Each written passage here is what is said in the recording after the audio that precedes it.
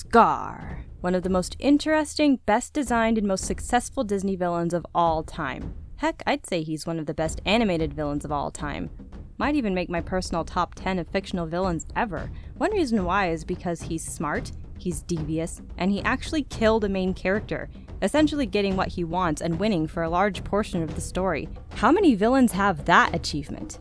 As smart as Scar is, though, he never planned to throw Mufasa off that cliff, and he didn't plan on killing anyone himself. Sound a little far-fetched? Pay attention! I've got a theory that'll make you look at Scar a little differently the next time you rewatch The Lion King. In the opening of the movie, we get a little monologue from Scar, lamenting how he will never be king. The newborn Prince Simba is now in line before Scar, bumping him down the line of succession. There's no evidence for what I'm about to say in the movie, but my personal thought for this is that Simba was a bit of a surprise. I always felt that Mufasa and Sarabi, compared to Simba and Nala as they appear at the end of The Lion King, are considerably older parents when Simba is born. I like to think they tried for a baby and were unsuccessful until the biological last minute. Scar was probably all good and ready to step up when Mufasa stepped down or passed away. But nope, here comes little Simba to ruin that plan. In spite of my personal theory, Scar in the movie is very bitter, sarcastic, and super ticked off about Simba's birth.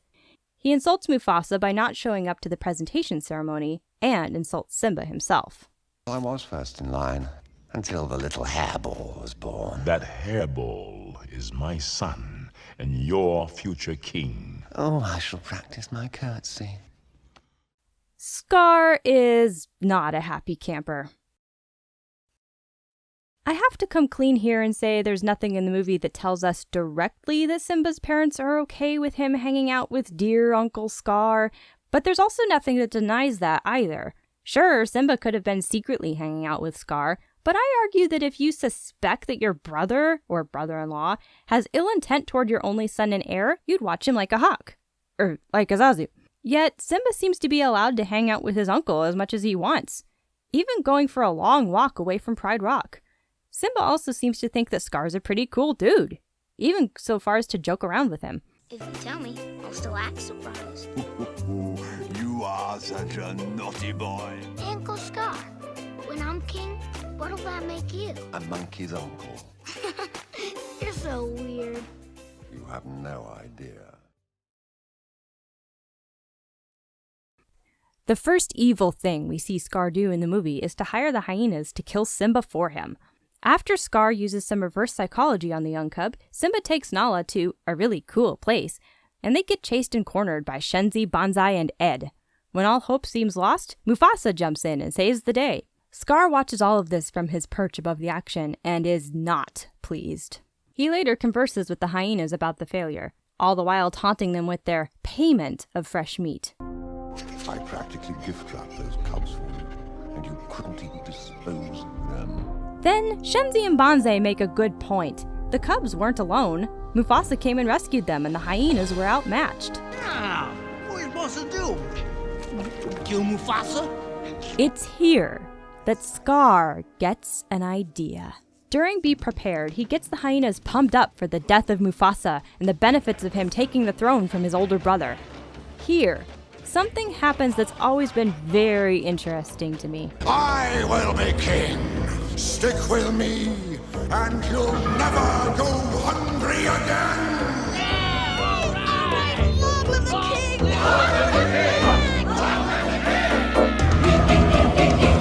Wait a minute. Roll that back. Play that part one more time, and there. This tiny little detail speaks volumes to me. The Lion King is full of tiny little details and mannerisms that give the characters personality. Scar is probably the best example of this. Andreas Dia, Scar's animator, is a master at animating subtlety. And here, this oozes a moment of, stick with me and what? What will these hyenas want more than anything else? What can I offer them? What should I say to get them totally on board with this plan? Oh yeah, food. You'll never go hungry again. This This tells me that this plan hasn't been in the works for too long, and that the hyenas hadn't been on board with Scar becoming king immediately after they did their dirty work in the graveyard. Remember the original job they were hired for: kill Simba. That would put Scar at next in line again, not put him on the throne. The hyenas even seem to dismiss that Scar is king material at all. They see Mufasa as the king. Scar, just you. You were afraid it was somebody important. Nah, you don't like Mufasa. Yeah, I see. Now that's power. Tell me about it. I just hear that name. Mufasa. Yeah, who needs a king? No king, no king. La la la la la. Idiots! There will be a king! Hey, but you said that. I will be king! Finally, Scar has a plan to rid himself of Simba and, this time, Mufasa, once and for all.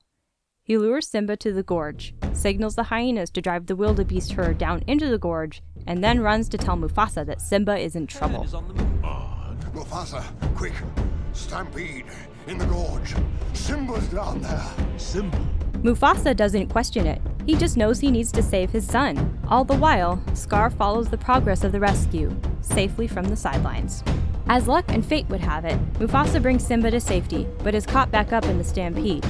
In desperation to save himself, Mufasa leaps out of the herd and up the side of the gorge, much steeper than the place where he left Simba, and struggles to climb to the top.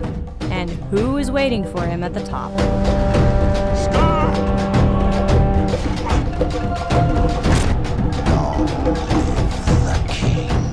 Now, let's break this whole plan down. Scar goes through great lengths to make sure he won't be suspected in either death. Understandable. He did the same thing by hiring the hyenas to kill Simba instead of doing the deed himself. In this plan for the stampede, you might also say he was trying to keep the hyenas from being suspected. This makes sense, especially considering what happens later when he integrates the hyena clan into the Pride Lands. I don't think the lionesses would have been any more accepting if they knew or suspected the hyenas were responsible for all or part of the regicide. Furthermore, as brilliant as Scar is, and as good as a plan this is, how in the world could Scar calculate that Mufasa would, 1, not only save Simba, but 2, save himself, and 3, climb up a cliff to try and reach safety after being no doubt pummeled and trampled by a horde of wildebeest? This moment is the moment of truth for Scar. He could literally undo what he's done right here. He could help Mufasa up onto the cliff, go with him to comfort Simba, and everything would go back to normal. Except he might have hell to pay with the hyenas, but we'll get to that later. But no. In this moment, we see Scar's mind get made up and he goes through with the plan to kill Mufasa. However, Scar is now in a position where in order for Mufasa to die, he has to do it himself. Something he never planned to do. You could argue that he could let Mufasa struggle and fall, but Mufasa's already seen too much. If Mufasa just happened to get the strength to climb up and Scar abandoned him to his fate, Scar'd be on the hook. Scar needs to either help Mufasa or kill him. Oh, death. After the fact, Scar comforts Simba, tortures him psychologically, and in not so many words, exiles him for killing his father. Why do this at all? Why not just kill Simba himself and be done with it? There's no witnesses, and he could just have the hyenas eat Simba after he was done. But no. Scar orders the hyenas to kill Simba for him, even though Scar just found it in himself to throw his own brother off a cliff! I think that Scar is using Simba as a vessel here, something to project his own guilt onto. And if it weren't for you, he'd still be alive. Simba running away is a symbol for Scar that all that guilt and responsibility is running away with him. Then the hyenas can kill him and there's no more blood on Scar's paws, right? In a way, you might say that Scar twists his own mind into actually thinking he's serving justice by exiling the king's killer. Scar can now just go on to tell the lionesses that Mufasa and Simba both perished in the stampede, and the mourning prince can take his brother's place as king, all the while keeping that unfortunate campaign promise. Disney, where dreams come true, even if your dreams of being king can only come true if you murder your brother and assassinate your nephew. As we see later on, Scar's guilt does get to him. He forbids anyone from speaking Mufasa's name. You know the law. Never ever mention that name in my presence. He constantly reminds everyone that he's the king. I am the king. I am the king. They think I'm king. Whom are you really telling this to, Scar? When Simba's return surprises Scar, he wastes no time in pinning Mufasa's death on him again. His guilt trip nearly succeeds, until Scar whispers the truth in Simba's ear, and then is literally forced to give himself away to everyone to save his own skin. I did it so they can hear you.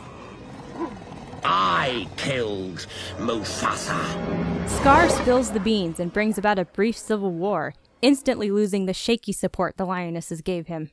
But not without one more attempt to shift the guilt from himself.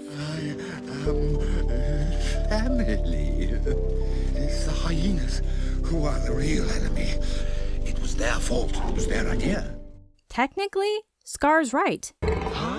It was the hyena's idea, Bonsai's specifically, that inspired Scar to make the plan that led to Mufasa's death and him assuming the throne. And the hyenas are the ones that ran the wildebeest down the cliff. But we all know, and the hyenas knew, that that's where their involvement ends. Scar was the mastermind. And with that final-ditch effort to rid himself of guilt and claim innocence, Scar is defeated, and the hyenas claim the ultimate recompense for Scar's betrayal. Oh, my Friends? I thought he said we were the enemy. Yeah, that's what I heard.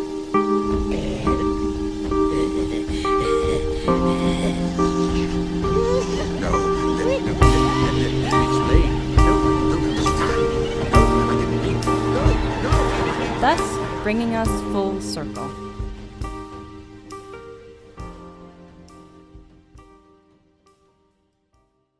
I've always loved the dynamic between Scar and Simba. The two of them have so much in common and are opposing forces all at the same time. Simba wants power at first, I just can't wait to be king, and then is driven away from it during a traumatic moment he believes he caused. He later needs to be convinced to go claim that power. Harshly too, I might add. Ow! Because he doesn't believe he's worthy or capable of that responsibility, among other things. And in his mind, he's right. The only evidence of his capability is him almost getting Nala killed for sheer recklessness, and then getting his own father killed. He must seem to himself like a curse to everyone around him. We've really needed you at home. No one needs me. Scar craves power and goes to great lengths to get it. However, once he has that power, he does little to show responsibility. He becomes obsessed with keeping that ill-gotten gain, and in doing so, that obsession takes up all of his energy. Scar might have the skills to be a leader, as demonstrated in his ability to rally the hyenas to his cause, but he has none of the character. He sees everyone around him as inferior at best and stupid at worst. But thick as you are. I'm surrounded by idiots. Well, as far as brains go, I got the lion's share. Idiots! The portion of Be Prepared that only appears on the soundtrack tells us that he doesn't see the hyenas as anything more than tools.